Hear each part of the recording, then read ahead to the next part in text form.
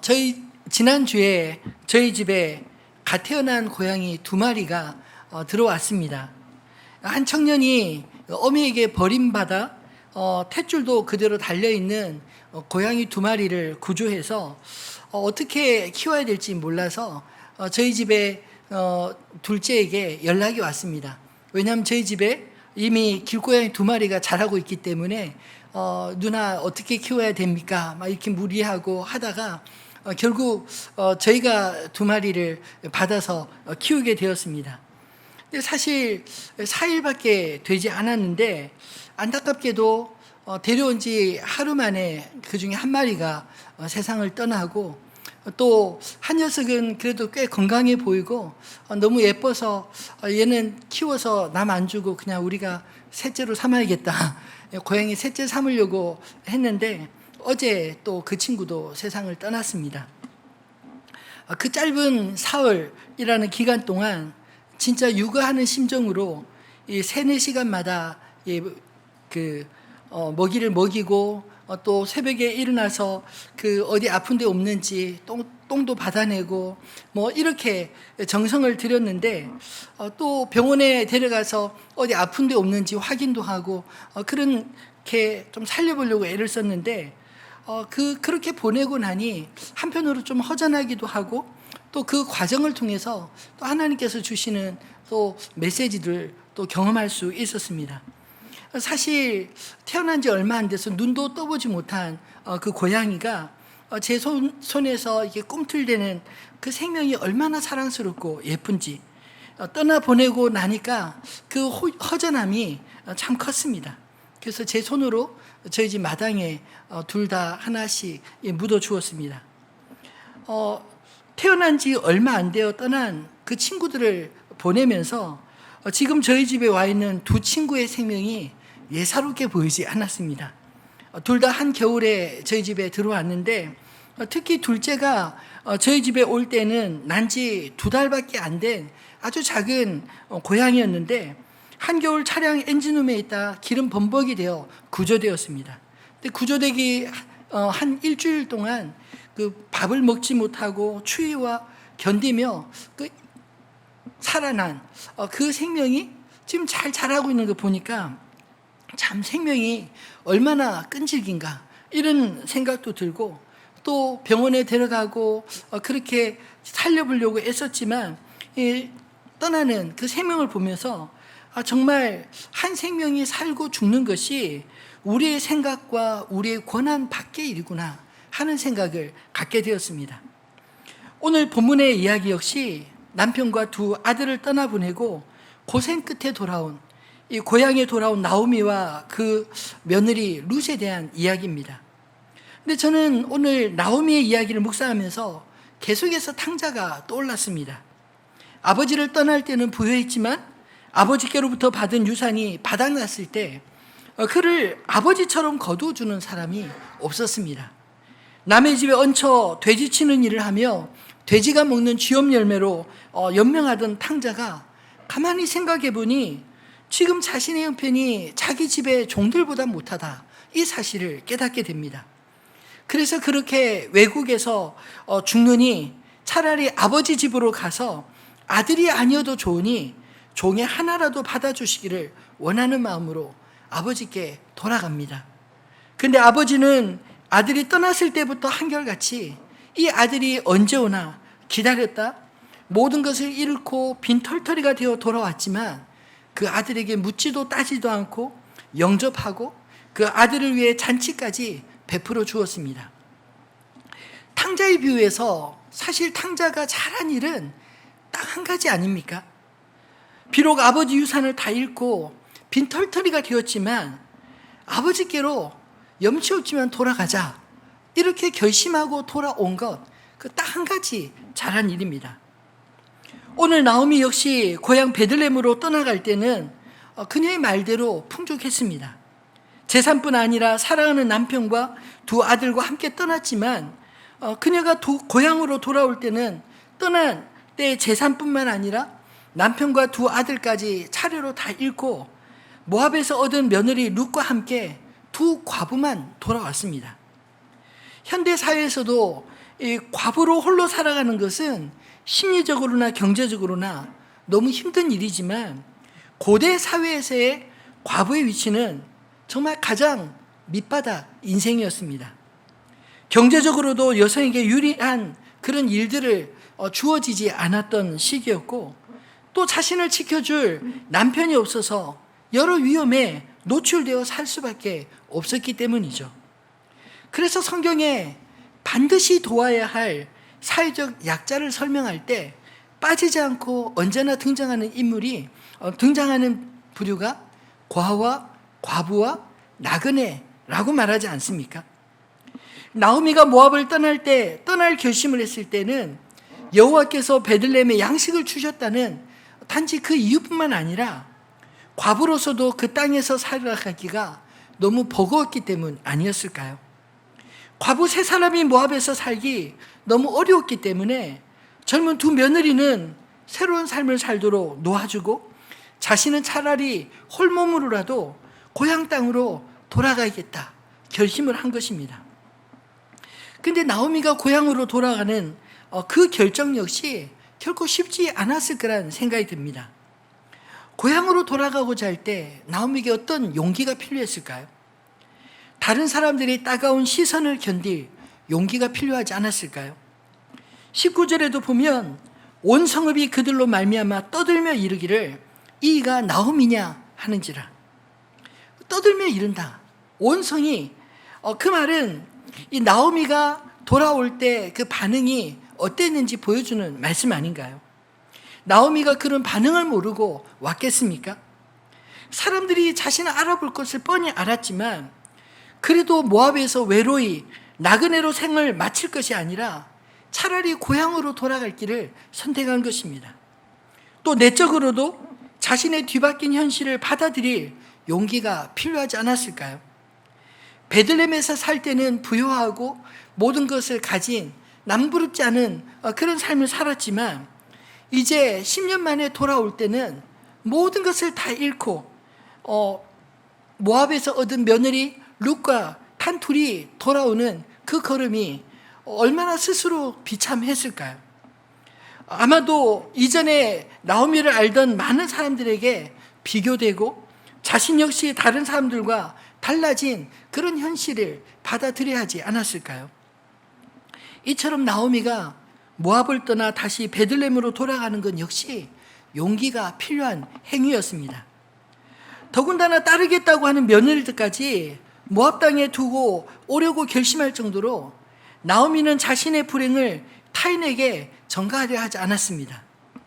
자신의 뒤바뀐 현실을 받아들이고 베들레헴에서 빌어먹을지언정 고향 땅에서 생을 다하려는 용기 있는 결단을 내린 것이죠. 이처럼 모압을 떠나 베들레헴으로 돌아가는 것 자체가 자신의 수치를 회피하지 않고 맞설 용기가 필요한 행위였습니다. 실패의 자리에서 주저하지 않고 일어설 그 용기, 예수님께서 말씀하신 탕자의 비유와 닮지 않았나요? 모든 것을 잃었지만 동시에 하나님 아버지 앞에서 모든 것을 다시 회복할 수 있는 그 용기 있는 출발이 바로 오늘 본문의 이야기입니다. 저는 오늘 본문을 묵상하면서 나오미의 입장에서 삶을 바꾸는 이 결단이 어쩌면 우리로 치면 하나님께로 돌아가는 회개와 같지 않을까요?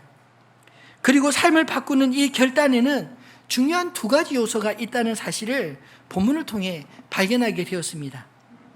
삶을 바꾸는 결단의 첫 번째 요소는 자신의 삶에 있는 모든 것에서 하나님을 인정하는 거기서부터 시작한다는 것입니다. 베들레헴 고향으로 돌아왔을 때 자신을 알아보는 사람들의 첫 반응은 나오미가 당한 고통에 대한 놀라움이었습니다. 나오미는 자신을 알아보는 베들레헴 사람들에게 자기를 숨기거나 현실을 부정하지 않고 담담하게 자신의 현실을 이렇게 말하고 있습니다. 20절에 나오미가 그들에게 이르되 나를 나오미라 부르지 말고 나를 마라라 부르라. 이는 전능자가 나를 심히 괴롭게 하셨음이니라.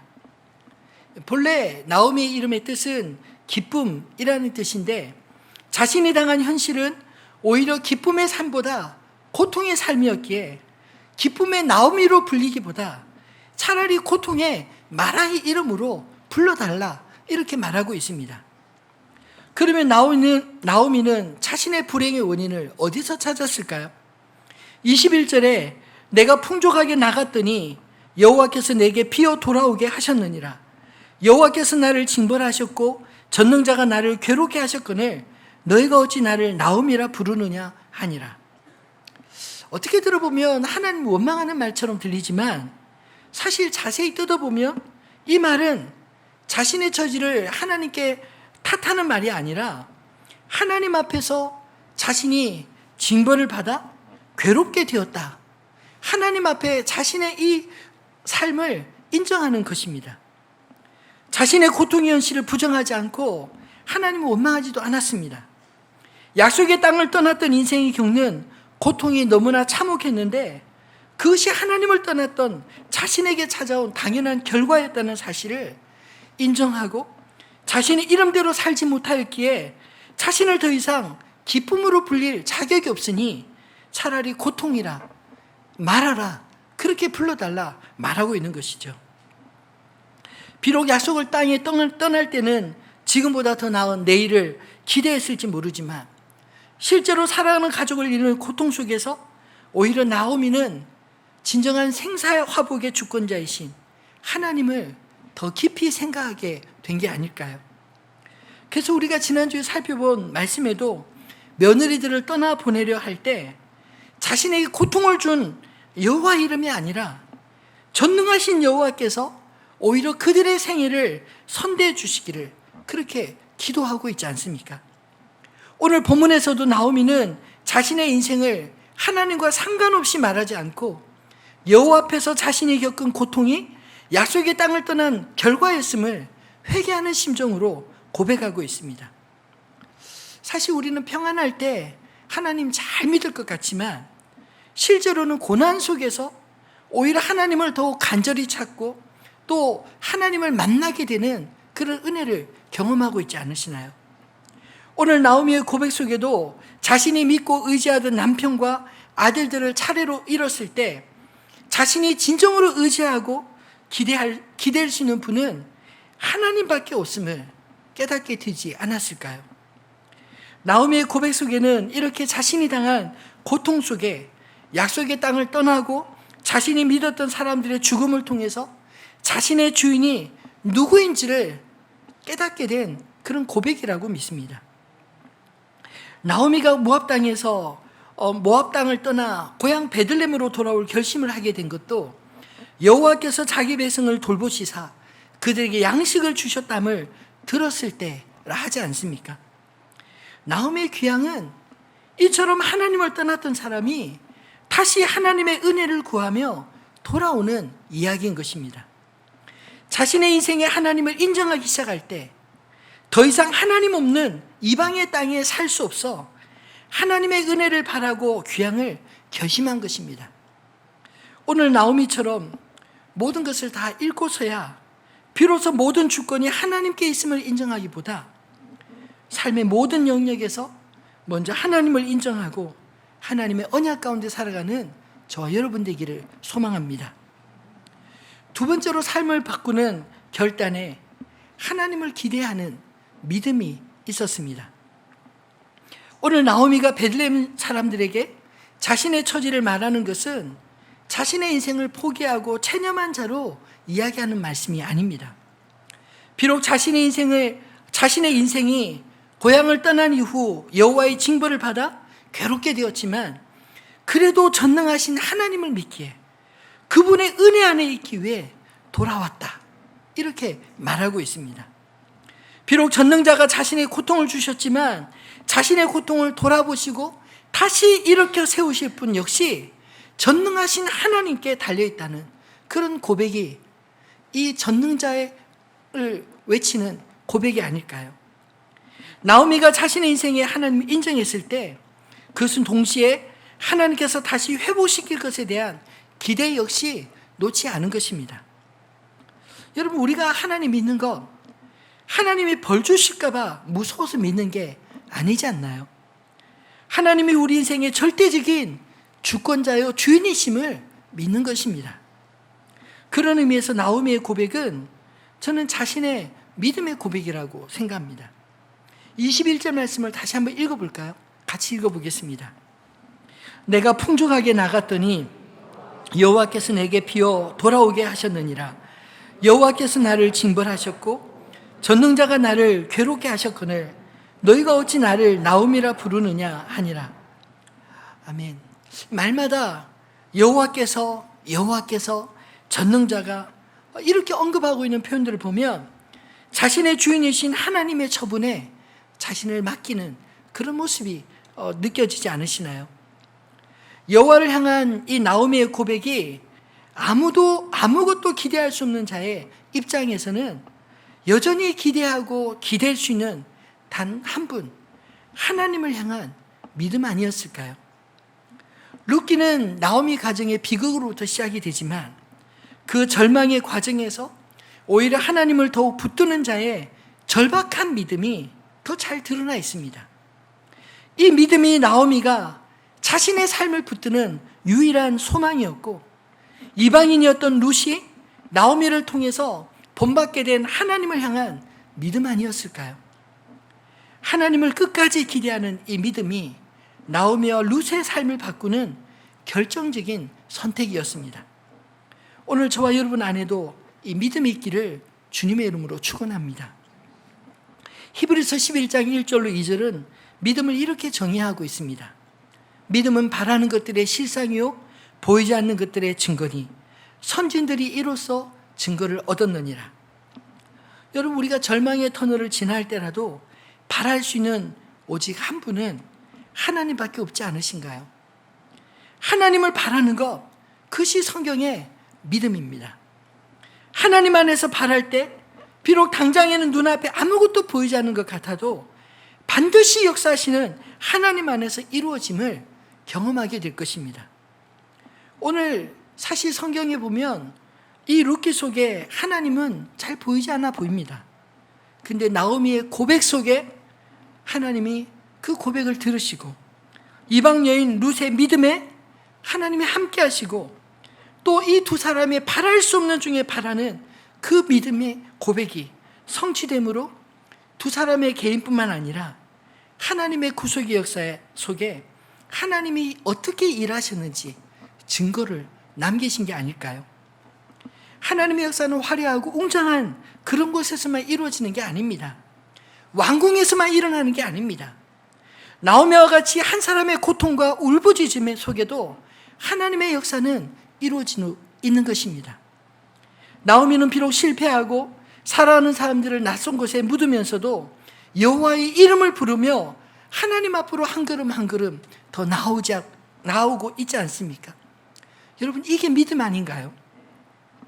나오미의 마음은 설사 상처 입었을지 모르지만 그의 몸은 오히려 여호와 앞으로 계속 나아가고 있습니다. 그리고 그 믿음을 보고 또 이방에서 얻은 며느리 룻도 함께 그 동행하며 나아가고 있습니다. 누구에게요? 하나님께요. 과부가 되어서도 하나님의 인자하심, 그 헤세드를 기대하며 고향으로 돌아오는 나오미와 룻을 통해 사사시대 각기 자기 소견에 옳은 대로 행하는 그 무리들 가운데 보기 드문 믿음의 역사가 쓰여지고 있는 게 아닐까요? 우리가 읽고 있는 룻기가 바로 그런 책입니다. 특별히 마지막 22절은 마치 드라마의 예고편처럼 이렇게 마치고 있습니다. 나오미가 모압 지방에서 그의 며느리 모압 여인 룻과 함께 돌아왔는데 그들이 보리 추수 시작할 때 베들레헴에 이르렀더라. 나오미 1장이 주인공이 나오미라면 2장의 주인공이 이제 룻의 이야기가 어떻게 전개될지 룻의 이야기와 더불어 중요한 전환점이 될 장면으로 이 두 사람이 베들레헴에 도착했더니 베들레헴에서는 이제 보리 추수가 시작되었다, 이렇게 말하고 있습니다. 여기에 숨은 그림이 있습니다. 나오미와 룻은 완전히 빈털터리로 돌아왔지만 베들레헴은 마침내 보리를 추수할 때가 되었다는 것이죠. 이 보리 추수를 시작할 때란 말은 베들레헴에 이제 기근이 끝났다, 하나님의 은혜가 임하였다, 이런 뜻 아니겠습니까? 이것은 앞서 말한 것처럼 여호와께서 자기 백성을 돌보시사 그들에게 양식을 주셨다라는 모압에서의 소문이 사실임을 증명하는 말씀입니다. 하나님은 자기 백성들을 결코 버리지 않으십니다. 돌보시는 줄을 믿으시기를 바랍니다. 말씀을 맺겠습니다. 비록 나오미와 같이 절망의 순간에도 하나님을 붙드는 백성에게 반드시 회복의 은혜가 임하는 줄 믿으시기 바랍니다. 나오미의 이 귀향을 통해 성경이 우리에게 말하고자 하는 바가 무엇일까요? 비록 잘 드러나 보이지 않는 것 같아도 하나님은 우리 인생의 보호자 되시며 주께로 돌아오는 그 백성들을 돌보신다, 이 사실 아닐까요? 오히려 부여할 때는 깨닫지 못했던 것들을 절박할 때 더 잘 보이고 깨닫게 되듯이 나오미 가정의 고통은 그것으로 끝나지 않고 하나님의 위대한 구속사의 연결고리로 아브라함에게서 다윗의 자손 그리스도의 계보로 쓰여지는데 아주 결정적인 고리 역할을 이 나오미의 며느리 모압 여인 룻을 통해 이루어지고 있다라는 것입니다. 이것이 우리가 주목해야 될 내용 아닐까요? 우리 눈에는 보이지 않지만 하나님의 미세한 손길이 한치의 오차도 없이 그렇게 믿음의 사람들을 통해 이루어지고 있는 것입니다. 룻과 나오미는 어쩌면 너무나 평범한, 아니 그 시대에 너무나 비천한 그런 과부들이었습니다. 하나님은 이렇게 비천한 사람을 들어서 하나님의 위대한 역사를 써가는데 조금도 주저하지 않으십니다. 우리 역시 마찬가지 아닌가요? 하나님은 우리의 삶에 위대한 계획을 가지고 있음을 믿으시기 바랍니다. 우리 삶에 숨겨진 그 그림을 볼 수 있는 믿음의 눈이 우리에게 열려지기를 소망합니다. 우리는 하나님 나라라는 거대한 퍼즐의 한 조각 한 조각을 가진 사람들입니다. 아무리 보잘것없이 보이는 것이라도 그 하나의 퍼즐 조각이 없으면 하나님 나라 전체의 그림을 완성할 수 없습니다. 하나님은 이렇게 다양하게 우리를 부르시고 우리 인생을 사용하셔서 하나님의 거대한 드라마를 만들어 가시는 것입니다. 나오미 가정의 불행은 하나님 빼고 그 누구도 해석할 수 없지만 하나님은 이 한 가정의 불행조차 하나님의 구속의 역사를 만들어 가시는 조각으로, 드라마로 사용하실 수 있는 분이심을 오늘 이 성경이 우리에게 보여주는 게 아닐까요? 절망 속에서 소망을, 고통 속에서 회복을 이룰 수 있는 분이 나오미가 고백한 전능자 하나님이신 것을 믿으시기 바랍니다. 우리 인생을 제발 하나님 없이 살아가지 마시고, 비록 하나님 없이 살아가더라도 하나님이 사인을 주시면 빨리 주께로 돌아와 하나님을 인정하고 기대하는 믿음으로 다시 세워지는 저와 여러분 되기를 우리 주님의 이름으로 축원합니다.